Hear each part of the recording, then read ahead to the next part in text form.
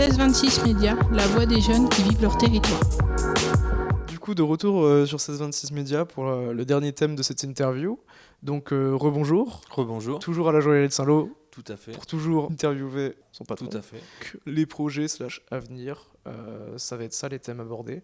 Ouais. Donc, d'après toi, comment le métier il va évoluer ? Est-ce qu'il va évoluer déjà ?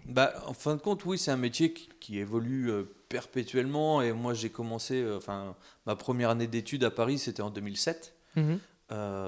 Et déjà, en fin de compte, on avait un truc tout bête, mais qui nous paraît tout bête maintenant, parce que il y en a quasiment partout, mais les imprimantes 3D. Et en fin de compte, les premières que moi j'ai vues, c'était à l'école. Et le métier, il a toujours évolué depuis sa création, il y a des millénaires. Il y a toujours eu des nouvelles techniques, des nouvelles technologies. Et c'est vrai que l'imprimante 3D a beaucoup changé les choses, puisque ça permet par une conception par ordinateur, d'imprimer un modèle, une bague, un collier, etc.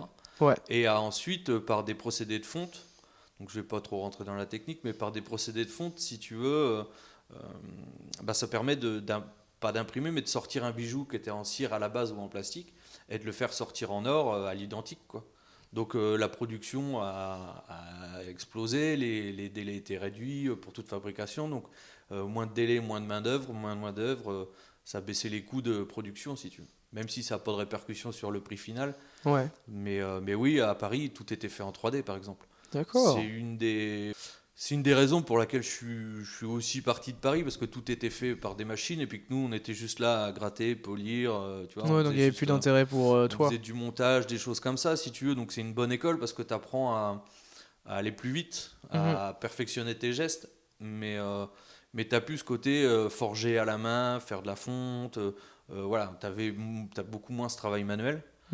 Donc il y en a encore, hein, mais c'est assez exceptionnel. Et comme les grosses boîtes sont gérées par des gros actionnaires qui veulent de la rentabilité, si tu veux, ils veulent que ça produise. Donc, ouais. Moi, mon ancien employeur, il y avait 3 machines 3D, 2 ou 3 qui tournaient H24, qui imprimaient des bagues en série, des bijoux, des choses comme ça. Et puis, donc, après, ça reste sympa et passionnant, parce qu'on travaille quand même avec ses mains. Puis, à Paris, c'était quand même des pièces exceptionnelles qu'on touchait, mais c'était pas ce qui te passionnait, toi ?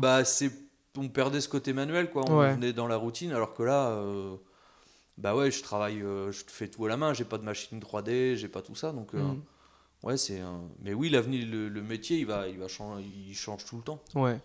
Du coup, tu nous as cité quelques inconvénients déjà, comme la perte du manuel avec l'évolution du métier, par exemple à Paris.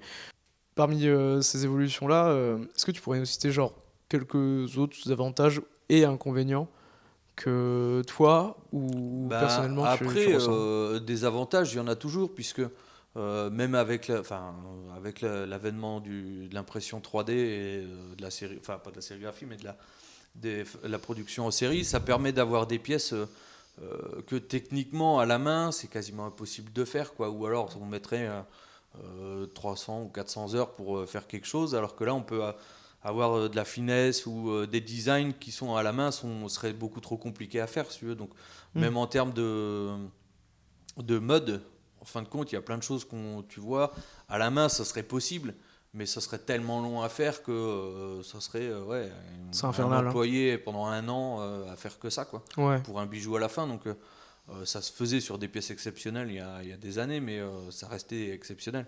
Alors que là, ça permet à beaucoup de monde. Ça permet à certaines personnes de toucher des bijoux qui sont jolis, qui sont design, qui sont colorés, qui sont bien dans l'air du temps, bien dans la mode, à un prix plus abordable, si tu veux. Donc c'est un avantage de la 3D, par exemple. Ouais. Dernière question pour cette interview. Oui. Est-ce que tu as des projets d'avenir ? Oui. Après, c'est vrai que toujours, il en faut, parce que si tu n'as pas de but dans la vie, tu n'avances pas. Mais là, le but, c'est de continuer ici et de faire le maximum pour que tout se passe bien, que les clients soient contents, qu'ils reviennent, que moi, j'arrive à prendre un peu plus de travail, peut-être avec un peu de chance, je sais pas, trouver un salarié ou un apprenti à former, tu vois, parce que former des jeunes, c'est hyper important. Parce que c'est un métier qui se transmet. En fin de compte, c'est pas un métier que tu apprends dans des manuels, tu l'apprends à l'école, mais c'est des êtres humains qui te le transmettent. Ouais. Et comme tu apprends dans les ateliers, quand tu commences à travailler, tu as toujours un ancien ou un peu plus ancien que toi qui va t'apprendre des techniques, des choses comme ça. Donc former un apprenti, oui, voilà, par exemple. C'est ce que tu aimerais faire, toi? Bah ouais, ça serait idéal, mais Pour c'est vrai l'instant, que dans la région, c'est compliqué. Tu pourrais là avoir un là, apprenti? techniquement, non, parce que j'ai pas la place, j'ai pas l'espace et j'ai pas le temps de gérer et l'atelier et la relation client et bien de m'occuper d'un apprenti, si tu veux. Mais après, avec le développement, pourquoi pas, si j'arrive à me développer correctement, ouais, pourquoi pas. Ok.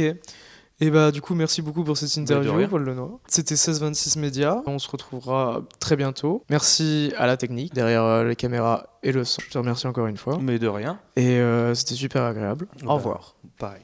Au revoir. 1626 Média, la voix des jeunes qui vivent leur territoire.